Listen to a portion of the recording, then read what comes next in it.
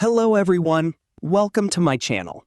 In this video, I'll teach you how to set up AI chat in Wix. Start by going to your Wix website designer.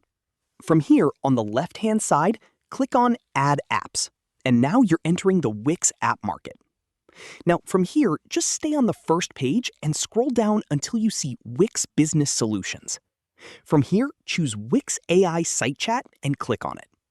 Next, click Add to Site and wait for it to install.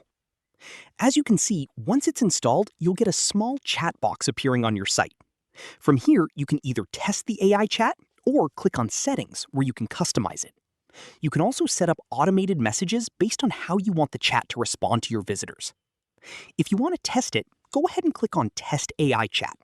This will open a pop-up dashboard where you can type in questions and see how the chatbot responds in real time. Additionally, you can also train the chat. Click on Train Chat and then click Get Started.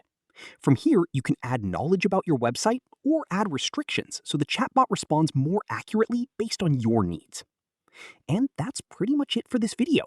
That's how you can add an AI chat to your Wix website. If you have any questions, feel free to leave them in the comment section below, and I'll do my best to help you out.